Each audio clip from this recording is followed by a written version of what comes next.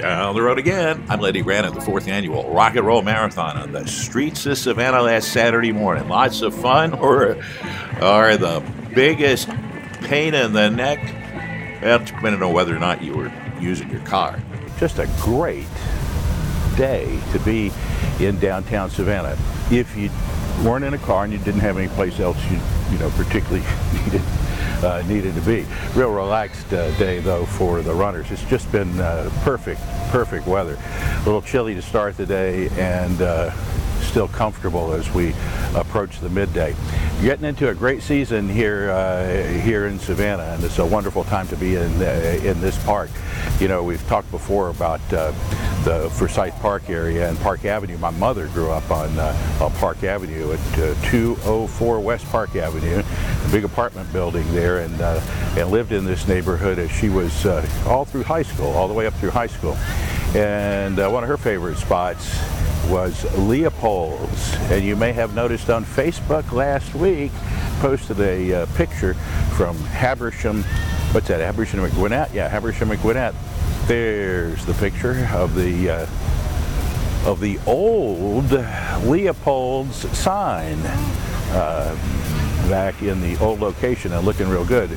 A lot of work has been done on the building. There are new windows here, and you can imagine what's going to come next, and we'll talk to Stratton Leopold about that sometime before the start of the year. Really fascinating event going on. We talked to Craig Arcos just before Halloween about a new event in Savannah. Several months ago, we became aware of a new phenomenon that's spreading the world, literally. It's called Room Escape Adventures. It started in Tokyo, it's gone to Europe, and it's now coming to America.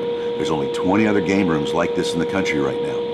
And what it is, it's a live interactive game where people get to play Sherlock Holmes and Agatha Christie and figure to solve the clues, the puzzles, and the riddles to escape the predicament they're in. In this case, it's a haunted room from the famous Pemberton Mansion in Savannah, Georgia. And a murder took place there. They get into the room and how they get into the room? Well, they're visiting Savannah and they're going to the local auction house to check out what's for sale. They notice the room, and the room says, in honor of Charlotte Pemberton, and they want to know what's in the room. So we let them go in the room, and as they go into the room, something happens and they can't get out. A lot of fun, and you know, it's good for church groups, it's good for birthday parties, it's good for just tourists especially. Mm-hmm. A lot of towns where they have this, the corporations use it for corporate retreats. Work with the convention center a lot because it teaches team building, cooperative skills, and communication skills. You can't solve the problem by yourself because there are more than one line of clues. And that's all I can say. Escape from the haunted room. There are sessions tomorrow, then they'll skip a weekend and be back the last weekend in November and 2 weekends in December. Give Craig Arcos a call. So was it a fun day or was it a nightmare? Well, if you were able to take your time cruising around town, didn't have a great need to cross from the east side to the west side, it was a pretty nice morning to be in Savannah for the 4th annual Rock and Roll Marathon. Certainly a great day for the runners. Now this is Drayton Street. After most of the runners have finished the race, Drayton Street is not actually part of the race course, but was pretty well taken over by folks walking back, to wherever they were going. I guess they're going to Hutchinson Island.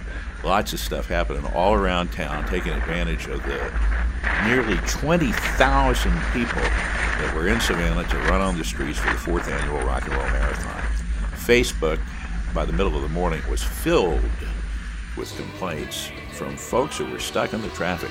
There's a really interesting thing. This is Forsyth Park. Philip Phillips is performing. I walked through the park. It's the first time I've ever walked through the park when it was full, and I didn't recognize anybody.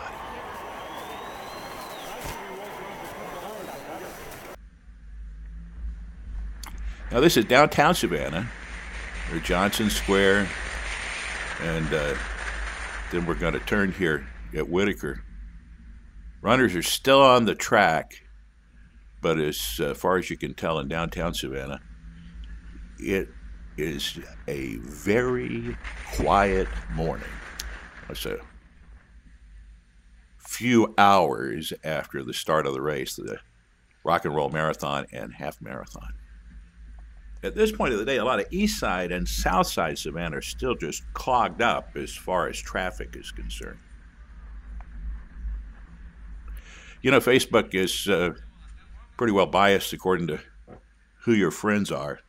I got a couple of thousand and then a couple of hundred more through the Down the Road page and the Q105.3 page, maybe 4,000 or 5,000 more. Fairly good representation. And of all those folks, the comments were overwhelmingly negative about the Rock and Roll Marathon and the traffic.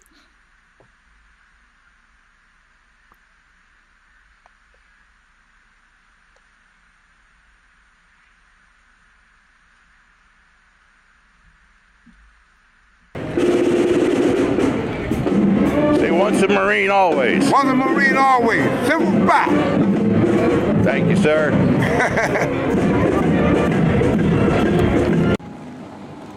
Veterans Day Parade Monday. We got lots of coverage of the parade for you coming up in the next two segments. Hey, look there. It's Angel on her Moto Guzzi motorcycle. Lots of the Veterans Day Parade coming up. Down the road again. I'm Lyndy Brannen.